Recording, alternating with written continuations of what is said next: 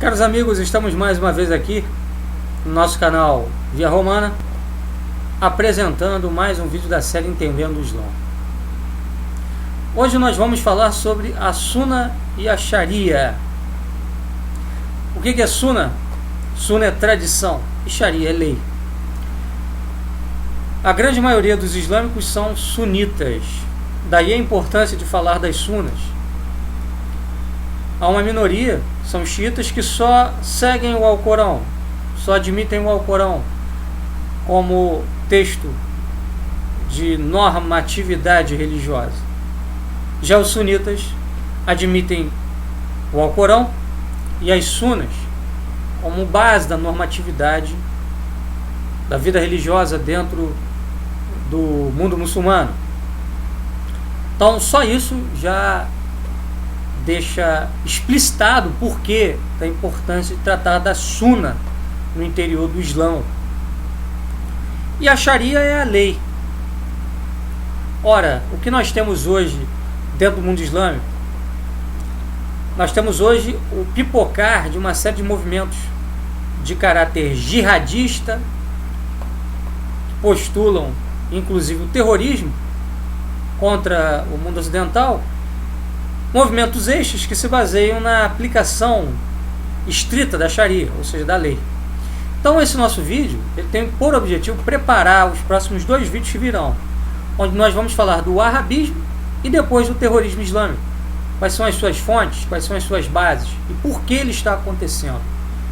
Terrorismo islâmico que tem um impacto enorme na geopolítica global e que, portanto, é importantíssimo de se entender, para que nós possamos compreender melhor os rumos da nossa história contemporânea, os rumos da nossa sociedade. Afinal de contas, o Islã hoje é a religião que mais cresce no mundo e apresenta uma ameaça efetiva para aquilo que ainda restou de cristandade ocidental. Então, por tudo isso, é que essa série de vídeos ela é fundamental. Fundamental por quê? Porque ela vai trazendo para você, espectador, um subsídio para entender o que é o Islã e o que está acontecendo hoje. E subsídio também para compreender o Islã desde uma perspectiva católica, desde uma perspectiva cristã. O que nós temos muitas das vezes na grande mídia é uma perspectiva superficial ou então distorcida. Então nós temos o objetivo aqui de trazer uma perspectiva séria, fundamentada em bibliografia séria, em pesquisa, em análise e não em blá blá blá. Ok? Então nós hoje vamos começar a nossa apresentação aqui nos baseando nesse livro. Esse livro aqui é o livro Los Musulmanes de Paulo Branca, um historiador. É um livro que está em espanhol, se eu não me engano não tem esse livro traduzido para português, mas para quem lê espanhol, esse livro é muito bom, muito importante, porque ele é um resumo do resumo da história islâmica. Para quem quer uma introdução ao Islã, esse livro aqui, ele é obrigatório. Ele é o ideal, o mais indicado. E o espanhol não é uma língua difícil de se aprender, né? Então fica a dica. Então nós vamos aí nos basear nessa obra do Paulo Branca para tratar aqui do assunto Sunna e Sharia. Então, antes de mais nada, vamos começar aqui deixando claro alguns pontos. Em primeiro lugar, o muçulmano ele tem no Corão o seu texto sagrado fundamental. Assim como o cristão tem na Bíblia o seu texto sagrado fundamental, o islâmico tem também um texto sagrado, um livro sagrado, que é o Corão. Nós já tratamos disso em outros vídeos. Mas além do Corão, uma grande parte dos muçulmanos segue também a Sunna. O que são as Sunnas? As Sunnas são um repositório de tradições, um repositório de normas baseadas no costume. Uma coisa, antes de Maomé estabelecer o Islã na Arábia, já existia o termo Sunna. E Sunna ali designava o conjunto de costumes, de usos das tribos que viviam na Arábia. Não existia um direito escrito, até porque a língua árabe, antes de Maomé, também não existia. Quem criou a língua árabe, a língua escrita, foi Maomé, e foram seus sucessores, seus seguidores, que na necessidade de pôr por escrito os ensinamentos que supostamente, pretensamente Maomé teria recebido de Alá, tiveram que desenvolver uma língua escrita para dar forma ao Corão, correto? Lembrando que o Corão significa recitação, né? Então, segundo a fé muçulmana, o que está escrito no Corão é aquilo que foi ditado por Alá a Maomé e que foi recitado, ou seja, foi transmitido e depois posto por escrito. Então temos aí o Corão como fonte principal para todos os islâmicos, texto sagrado central. Mas, como eu falei, para a maioria dos muçulmanos, além do Corão, temos também as sunas, que antes de Maomé funcionavam como uma norma, né, que era baseada na tradição, naquilo que era passado de geração em geração, que era baseada no costume das tribos e que era a lei, era o direito consuetudinário, o direito costumeiro, o direito baseado no costume. Então, quando duas tribos entravam em conflito, se consultava o costume. Qual era o costume ali de se resolver um conflito daquele tipo? O costume ao longo de várias gerações foi este. Então era isto que seria aplicado. Quando Maomé começou a formar a sociedade muçulmana, porque Maomé não foi apenas fundador da religião muçulmana, mas também de uma sociedade muçulmana, ele se deparou com uma série de situações que tiveram que ser resolvidas. Situações práticas, situações que envolviam a necessidade de emitir um julgamento, né, de aplicar uma lei, de aplicar um regramento. Então, a partir disso é que foram se formando as sunas, né? O Paulo Branca nos deixa claro o seguinte, né? Ele diz o seguinte, que o termo suna no Islã, ele foi se especializando para ganhar o seguinte sentido: ele designava os hábitos do profeta e dos companheiros do profeta, ou seja, dos seus primeiros seguidores, né? E com o tempo, esses hábitos do profeta Maomé, né, o que eles chamam de profeta, e dos seus companheiros, foi virando norma, foi virando regra, tá? Por exemplo, o Alcorão, ele não trata de forma detalhada de regras, de normas de comportamento, convivência em sociedade. Ele estipula princípios gerais. Essas normas de comportamento, elas tiveram que ser desenvolvidas ao longo do tempo. E elas foram sendo desenvolvidas nas chamadas sunas, correto? Então, assim, os ensinamentos, as ações de Maomé, né? Os silêncios de Maomé perante determinados fatos, determinadas situações, foram gerando uma espécie de tradição, né, que foi sendo passada de uma geração a outra, e isso foi dando origem às sunas, aquilo que nós chamamos de sunas. Então a suna, veja bem, a suna dentro do Islã, ela tem um caráter normativo. Elas têm por objetivo fornecer um método para se decidir em relação a situações práticas. É isso. Correto? Assim, além, né, das sunas, se desenvolveu também no mundo islâmico os hadiths. Os hadiths eram o quê? Ou são o quê? Melhor dizendo. São os ditos do profeta. Conjunto de palavras do profeta. Que também acabam tendo um valor normativo. E que vão ser assumidos dentro dos códices de sunas que foram surgindo ao longo do tempo. Por exemplo, há 5 livros que reúnem esses hadiths. O primeiro livro, o livro dos Sahih, ou também chamado livro genuíno, o livro de Al-Bukhari, o livro de Muslim, o livro de Sunan, ou tradição, tradições, né, sunas, e o livro de Abu Daud, e também o livro de Al-Tirmidhi e o de Al-Nasai, correto? Então esses livros, chamados de 5 livros, né, reúnem os ditos de Maomé, que trazem também por tabela, né, os ensinamentos, os exemplos, as ações de Maomé, que servem como regra para a vida religiosa, a vida social do muçulmano. Cabe lembrar que no mundo muçulmano não há separação entre religião, sociedade, religião e política. Então está tudo imbricado. Então as sunas, elas são válidas tanto para o campo religioso, quanto para o campo social, quanto para o campo político, econômico e etc., jurídico também, né? Então assim, passou a vigorar no mundo islâmico o seguinte, que junto das fontes escritas, que são o Corão e a Suna, que também tem uma forma escrita, né, o direito muçulmano, ele também se baseia no consenso, né, chamado, melhor dizendo, de Ijma, né, o chamado consenso da Umma. O que é Umma, né, no contexto do Islã? Umma é comunidade crente, né, comunidade islâmica.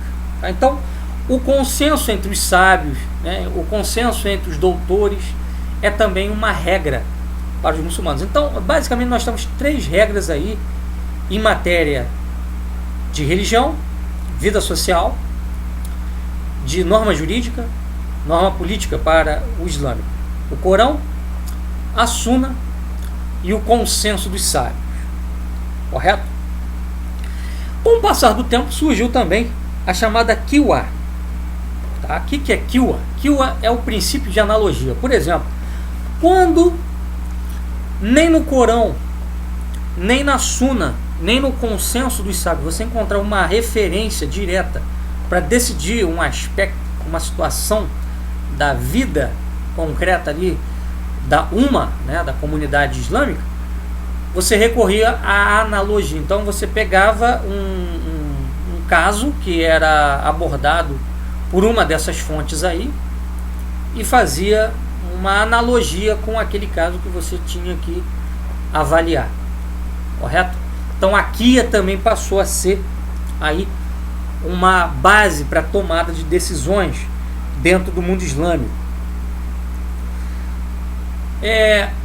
Assim, os juristas islâmicos, eles então passaram a se basear nesses 4 aspectos, né? Ao Corão, nessas 4 fontes, melhor dizendo, ao Corão, Suna, consenso e a Qiya, que era aplicada quando você não tinha uma referência direta nessas fontes islâmicas.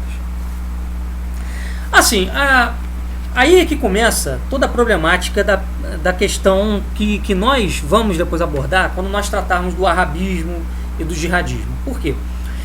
Começou a surgir dentro do mundo islâmico um grupo de defensores de um retorno àquela tradição mais originária.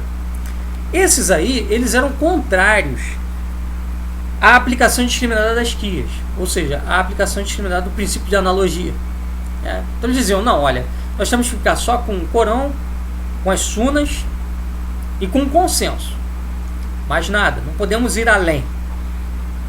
No princípio de analogia, na Qiya, né, o juiz islâmico ele tinha uma certa margem para a aplicação da sua própria razão, da sua própria racionalidade, do seu próprio critério, né? Ele tinha uma margem para julgar segundo a sua própria consciência, né? Ele tinha uma margem, inclusive, para criar, né? Para criar jurisprudência, e aquela jurisprudência acaba virando uma lei. Então começou a surgir desde, vamos botar aí, século 9 em diante, né, uma controvérsia no mundo islâmico que era a daqueles que defendiam o uso das Qiyas, aqueles que queriam um uso das Qiyas, mas com moderação, e aqueles que não queriam uso nenhum das Qiyas, né? Então esse ponto ele vai, por exemplo, nos ajudar a entender o arabismo. Quando nós tratamos do arabismo, nós vamos perceber que essa tendência reaparece lá, mas isso vai ser tema para um outro vídeo, tá? Bom, essas controvérsias aí no mundo islâmico começaram a dar origem a várias escolas de pensamento jurídico, que basicamente a gente pode reduzir em 4, né? A escola chamada Hanafi, ligada a Abu Hanifa, tá? Que morreu no ano de 767, correto? A escola Maliki, ligada a Malik ibn Anas, que morreu em 795, século 8. Depois, a escola Shafi, ligada a Muhammad al-Shafi, morreu em 820. Então aí, tudo século 8, século 9, né? E depois, a escola rambalista, né? Ou Rambali, correto? Ligada a Ahmed ibn Hanbal. Então, assim, cada uma dessas escolas tinha uma tendência diferente. Por exemplo, a escola Hanafi, tá? Ela dava muito peso à avaliação pessoal do juiz. Então, assim, os Hanafi, as quias tinham que ser usadas livremente, ou seja, a analogia, a aplicação do princípio de analogia deveria, né, ser usado a todo instante para suplementar as lacunas do Corão, das Sunas e do consenso, correto? Por outro lado, a escola Maliki, tá? Ela é muito mais arraigada à Sunna, tá? Ela até usa as quias como recurso, mas elas reduzem o recurso aqui e se prende mais à Sunna, aquilo que está escrito nas Sunas. Nós temos também a escola Shafi, correto? A escola Shafi também vai dar um grande valor à Sunna, né?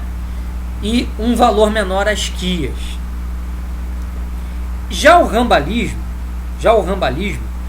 vai ser o grande opositor, ou o mais radical opositor,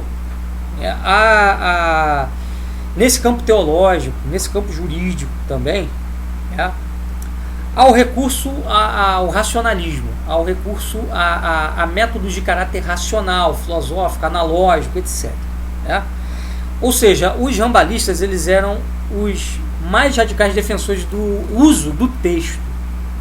Os rambalistas não se podia afastar do texto em momento nenhum. Vamos dizer então que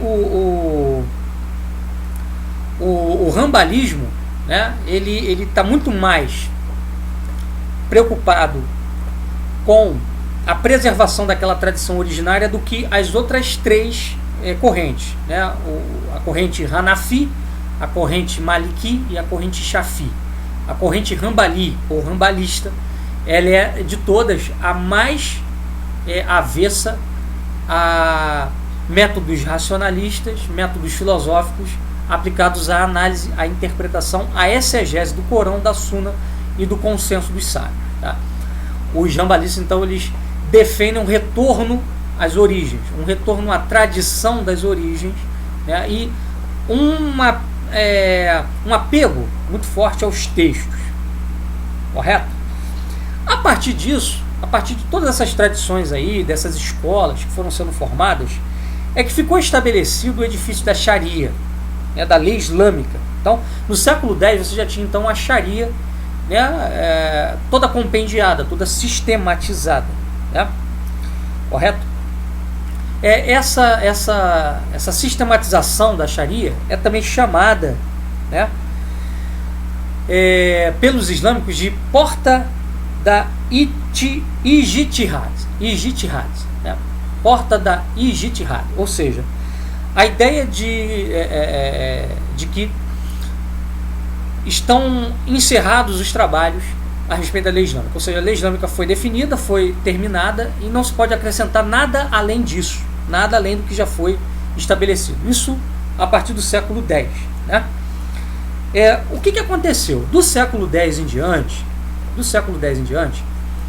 foram acontecendo uma série de transformações no mundo islâmico. Por quê? Do século VII, quando o Islã surgiu, até o século X, houve uma expansão islâmica extraordinária. Eles foram tomando regiões da África, tomaram a Península Ibérica, né? Surgiu um grande império islâmico, né? Você teve aí os surgimento de dinastias, como a dos Abássidas, dos Omíadas, etc. Mas, do século XI, do século XII em diante, você vai começar a perceber o seguinte: na Península Ibérica, né, a guerra de reconquista, né, dos católicos, que viviam no norte da Espanha, contra os muçulmanos que tinham tomado o sul da Espanha, começa a se tornar mais intensa, né? Os católicos começam a ganhar território, começam a formar reinos, né? O reino de Leão, Castela, Navarra, Aragão. Os muçulmanos começam a perder terreno ali, correto? E essa perda de terreno foi fazendo com que os muçulmanos tivessem que se adaptar às novas realidades. Por outro lado, você tinha também a expansão dos turcos lá no Oriente, que originalmente não eram islâmicos. Eles vão se tornar islâmicos no momento que eles chegarem ali, na Ásia Central. Quando eles tiverem contato com o Oriente Médio, aí sim eles se converterão ao Islã, né? Mas eles traziam costumes diferentes daqueles que os árabes carregavam. E isso tudo vai trazendo novas legislações. Por exemplo, no mundo mesmo hispânico, os muçulmanos vão ter que adaptar muita coisa, porque eles vão se deparar com populações cristãs nos territórios que eles vão conquistar, populações judias também, e eles vão ter que conviver com essas populações, vão ter que adaptar certas coisas, né? O Império Otomano, quando ele se estabelece, aí já no final do período medieval e início da Idade Moderna, ele também vai se expandir por territórios que eram territórios cristãos, né? Eles vão ter que administrar populações cristãs e, consequentemente, vão ter que adaptar suas legislações. A partir do século XVIII, quando nós temos o fenômeno do imperialismo europeu, Inglaterra, França, depois a Alemanha também, entrando na África, entrando na Ásia, você vai ter aí a aplicação em territórios que antes eram territórios islâmicos e que passam a ser territórios agora administrados pelos europeus, de legislações ocidentais. Então você tem, por exemplo, hoje em dia, em vários países que foram ocupados por populações europeias, por impérios europeus, a mistura de legislações. Então você tem a presença da Sharia islâmica, você tem a presença de legislações que foram legadas pelo Ocidente. Um exemplo, o Egito atual. O Egito atual é isso, tem uma série de legislações de origens diversas. Tem a legislação de origem islâmica, que vem lá das épocas dos primeiros califas que tomaram aquela região ali, tem legislações que são decorrência da presença inglesa ali, etc. Então, tudo isso confluiu para o seguinte: hoje, dentro do mundo islâmico, nós temos um movimento, que é um movimento que defende uma aplicação pura da Sharia islâmica, sem mistura com outras leis de origens não islâmicas. Então, esses grupos que defendem a Sharia, que são os grupos da jihad, do jihadismo radical, terrorismo, Al-Qaeda, ISIS, etc., esses grupos estão vinculados a essa ideia, ou seja, eles querem tirar de dentro do mundo islâmico todo tipo de legislação que foi sendo assimilada, com o passar dos séculos, para voltar a uma pureza originária, uma pureza dos primeiros séculos islâmicos, correto? Então, o que hoje está em jogo, justamente no mundo islâmico, é esta questão. Por isso é importante de estudar a Sunna e a Sharia. Então, só para a gente fazer um resumo aqui de tudo que a gente falou, nós dissemos o seguinte, então, que no mundo islâmico, a fonte básica, a fonte basal é o Corão. Para os sunitas, além do Corão, as Sunnas e, consequentemente, o consenso dos sábios, ou seja, aquilo que os doutores muçulmanos foram elaborando ao longo dos séculos. Com o passar do tempo, percebeu-se que situações novas surgiam e que o Corão, as sunas e o consenso não davam sozinhos conta de dar uma normatividade a estas situações. O que se fez então? Começou a se aplicar o chamado princípio de analogia às situações, ou seja, você tem uma norma na Suna que trata de uma situação similar, análoga a esta, nós vamos aplicar então esta norma nos valendo de um método exegético, de um método filosófico, ou seja, nós vamos nos valer de um método analógico. Vamos pegar aquele exemplo e vamos usá-lo para analogicamente aplicar a esta situação. Claro que com uma adaptação. Isso aí foi dando origem às quias, ou seja, a decisões que eram tomadas com base nessa analogia com a Suna, com o Corão, com o consenso dos sábios. Correto? Com o passar do tempo surgiram 4 escolas: Hanafi, Maliki, Shafi e Hanbali, sendo que a Hanbali era de todas elas a mais radical. A Hanbali era e é absolutamente contrária a qualquer tipo de método analógico, filosófico, racionalista para análise de situações novas que não estejam previstas nas sunas, no Corão ou no consenso. Ou seja, eles querem a aplicação pura e simples daquilo que está escrito, daquilo que está no texto. Então tem um apego ao texto muito grande. Ok. Chegamos ao século X então. Quando chegamos ao século X, todo o edifício da Sharia, da lei islâmica, estava formado. Correto? Então nós tínhamos o Corão, a Suna, as Sunas, nós tínhamos o consenso dos sábios e a jurisprudência. Todo o conjunto de leis que tinham sido desenvolvidas ao longo de mais ou menos 4 séculos de experiência de sociedade muçulmana. Segundo a visão tradicional do Islã, a porta da ijtihad foi fechada, ou seja, depois do século X, depois de toda a sistematização da Sharia, não se pode acrescentar nada mais a ela. Mas ao longo dos séculos foi sendo necessário criar legislações que viessem de encontro às novas situações que os muçulmanos estavam vivendo. Então essas legislações que foram sendo criadas ao longo do tempo não fazem parte da Sharia, da lei. Elas fazem parte de inovações que foram sendo assimiladas, acumuladas por povos, por reinos islâmicos, por impérios, por estados islâmicos, etc. Tá? Estados formados basicamente por muçulmanos. Correto? E isso se acelerou quando, nos séculos 18, 19 e 20, nós tivemos a ocupação europeia sobre diversas regiões majoritariamente islâmicas, onde foram aplicadas leis de origem ocidental. Então, hoje em dia, existe um movimento dentro desse mundo islâmico de rechaço a essas leis que foram sendo assimiladas, acumuladas ao longo dos séculos e que não estão dentro daquela sistematização da Sharia que se chegou no século X, correto? Então, é basicamente isso que explica hoje os movimentos que acontecem dentro do Islã. Então, existe dentro do mundo islâmico aqueles que são favoráveis à aplicação dessas leis novas, que foram sendo desenvolvidas com o passar dos séculos, e aqueles que são contrários à aplicação dessas novas leis, que querem um retorno à pureza da Sharia, que querem um apego mais estrito à originalidade da Sharia. Correto? Então, é isso que explica hoje o contexto que se vive na comunidade muçulmana como um todo.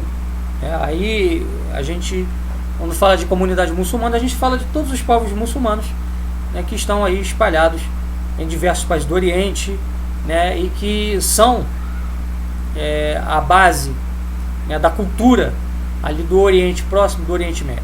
Correto? Então, pessoal, basicamente era isso que nós tínhamos a dizer hoje. No próximo vídeo nós falaremos então da formação do arabismo na Arábia e como o arabismo teve um papel, e tem até hoje um papel fulcral no desenvolvimento dos movimentos internos ao Islã. Ok? Então, até a próxima. Um abraço a todos vocês. Fiquem com Deus e um Feliz Natal. Que Cristo possa iluminar a vida de cada um e nascer no interior de cada um de nós, nos levando a um conhecimento mais perfeito de Deus e a uma vida mais conforme os seus mandamentos e ao Evangelho de nosso Senhor Jesus Cristo, que é a grande boa nova. Um Salvador nos foi dado. O sol nascente nos visitou. E Ele é Cristo, é nosso Senhor. É o Cristo que nasceu em Belém. É o Rei prometido. É o Redentor. É aquele que nos encaminhará para a vida eterna. Então, a todos, um Feliz Natal e um bom ano de 2017. Que seja um ano melhor do que foi 2016. Até a próxima. Todos fiquem com Deus. Um abraço.